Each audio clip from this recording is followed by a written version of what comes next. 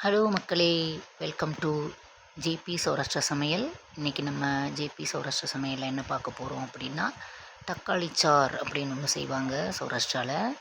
அதுக்குரிய செய்முறை தான் பார்க்க போகிறோம். அதுக்கு தேவையான பொருட்கள்: பெரிய வெங்காயம் 1, தக்காளி 5, பச்சை மிளகாய் 3, தேங்காய் சில் ஒரு 3 சில் மட்டும் போதும், மிளகு சீரகம் ஒரு ஸ்பூன், மஞ்சத்தூள், தூள் பெருங்காயம் கொஞ்சோண்டு, அதே மாதிரி மிளகாய் பொடி கொஞ்சோண்டு.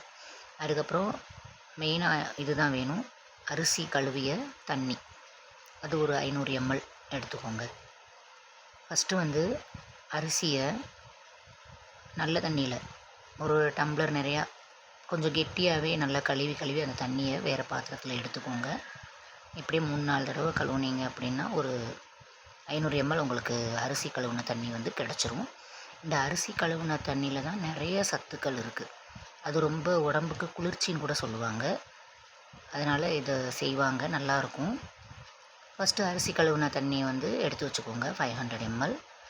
நெக்ஸ்ட்டு ஒரு பேனில் ஆயில் ஊற்றிட்டு பெரிய வெங்காயம் லைட்டாக வதக்கிக்கோங்க. நெக்ஸ்ட்டு தக்காளி 5 குட்டி குட்டியாக கட் பண்ணி அதில் போட்டு நல்லா வதக்கிக்கோங்க. இல்லைன்னா உங்களுக்கு வதக்க கஷ்டமாக இருக்குது அப்படின்னா லைட்டாக மிக்சியில் கூட போட்டுக்கலாம்.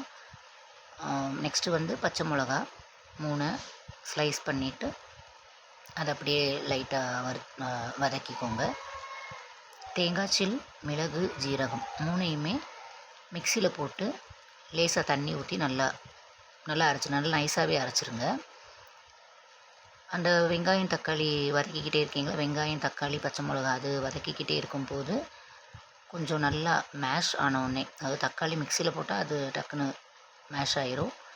அப்படி இல்லை, மிக்சியில் போட்டால் சில பேருக்கு பிடிக்காது, அவங்க கட் பண்ணி வதக்கி விடும்போது அது நல்லா மேஷ் ஆனவுடனே இந்த தேங்காய் சில், மிளகு, ஜீரகம் அரைச்சி வச்சுருக்கோம்ல அதை ஊற்றி அதையும் லைட்டாக வதக்கிக்கோங்க. அதுக்கப்புறம் மஞ்சத்தூள், பெருங்காயத்தூள், மிளகாத்தூள் கொஞ்சம் கொஞ்சமாக போட்டுட்டு அதையும் அதோட நல்லா கிளறி விட்டுருங்க. உப்பும் கொஞ்சம் போட்டுக்கோங்க. போட்டு நல்லா கிளறி விட்டுட்டு இப்போ அரிசி கழுவுன தண்ணி ஒரு பாத்திரத்தில் எடுத்து வச்சுருப்பீங்கள அதை ஒரு வடிகட்டியில் அப்படியே ஊற்றி அந்த பேனில் அப்படியே அந்த வெங்காயம் தக்காளி வதங்குது இல்லையா, அதிலே அப்படியே ஊற்றிடுங்க. ஊற்றி நல்லா கலக்கி விடுங்க. கலக்கி விட்டு உப்பு பார்த்து டேஸ்ட் பார்த்தீங்க அப்படின்னா ரொம்ப சூப்பராக இருக்கும். இதை சாதத்தில் ஊற்றி சாப்பிட்லாம், செம்மையாக இருக்கும்.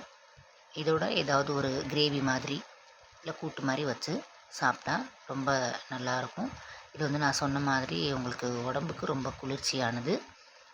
அடிக்கடி செய்யலாம். கொஞ்சம் காரம் கம்மியாக விரும்புகிறவங்க பச்சை மிளகா, மிளகாத்தூள்லாம் கொஞ்சம் கம்மி பண்ணிக்கோங்க.